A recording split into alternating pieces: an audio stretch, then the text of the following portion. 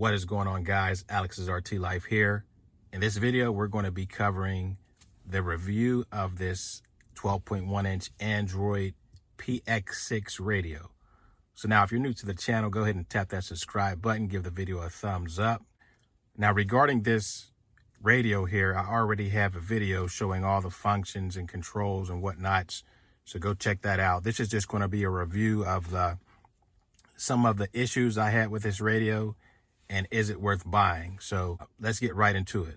So now, first of all, this is a great radio. It fits nice and perfect. There's no issues with the seam. You know, with some aftermarket radios, you have gapping issues to where there's like a gap left in between the seam, or it doesn't fit all the way snug and properly, but this doesn't have that issue. This fits like an OEM radio, and you can tell if you can see it. As far as these buttons here, you know, over time, some analog buttons, they tend to stick and get stuck, but these are designed in such a way that they won't get stuck, because when you press it, it automatically comes right back out. So I really like the way this is designed, and you can tell that these won't get jammed up over time and start to get sticky. So that's another thing I really like about this radio here. Now, one of the issues I had with this radio is when I go in reverse, you know, you should get a picture of your reverse camera, because this vehicle already has an OEM rear camera.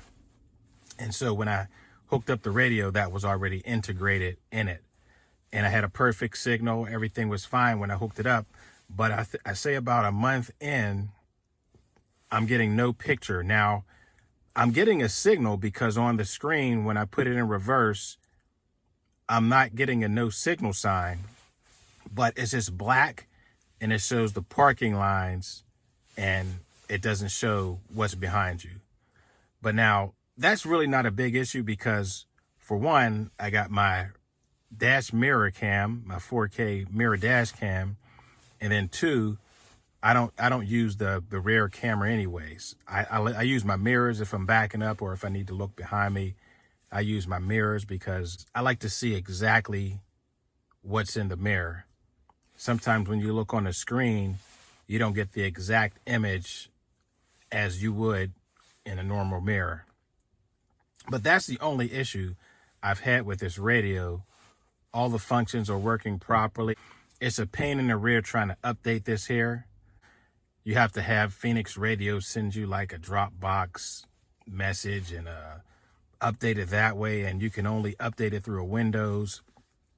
It's just a pain in the rear trying to update this thing. But I do know once you do update it, many more features become available. So that's a good thing. Now, I had a question about the optical output.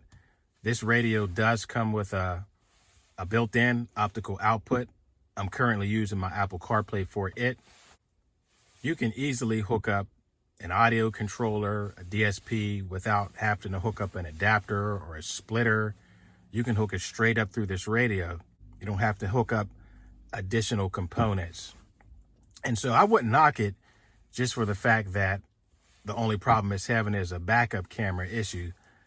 This is an excellent unit. You're really not going to find a better unit than this here for this particular vehicle. I mean, the screen is huge.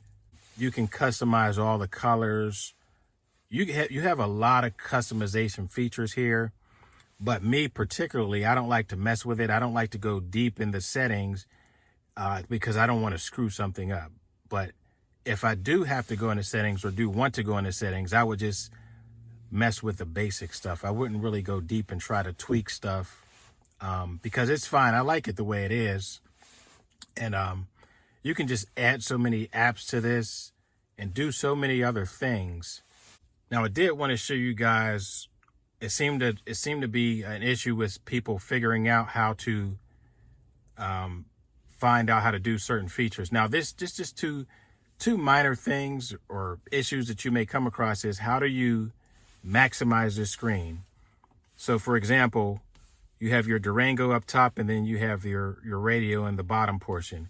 You can expand it to where the radio is covering the whole screen, or the Durango is covering the whole screen. And it's this little button right down in here, right down in the corner. You see a little square there. So if I zoom in here, see that little box right there? All you do is tap that, and there you have it. You expand it, and you tap it again, and you'll minimize it, bring your Durango up top. Now, you can flip this. Now, you can flip the screen. You can reverse it. You can have your radio up at the top portion and your Durango at the bottom portion. It's by the corner on the other side of the radio. You see these little two up and down arrows right there. So if you see these little two up and down arrows right there, all you would do is tap that, and there you have it. You switched it. And then if you tap it again, it'll switch back. It's those two little arrows right there. So, I mean, all in all, this is a excellent unit. I'm really happy with this purchase. Oh, also, now the RPM signal there and the miles per hour, those are live when you turn on your vehicle. They're just not there as a picture. They show your actual RPMs and your actual miles per hour. So, I mean, it just has so many features. I won't dig deep into all the features because I have another video on that, going through all the functions, all the basic functions of this. Is this radio worth it? In my opinion, absolutely yes. I mean, for the size alone, you're getting 12.1 inches. You're getting major customization features. I mean, this thing could just do so many things, and I definitely think it's worth the money. So if you guys have any other questions on this unit that I haven't covered in this video or in my other Android radio video, drop a comment below and I'll try to get back and answer that question. But in the meantime, guys, I'm going to end this video here.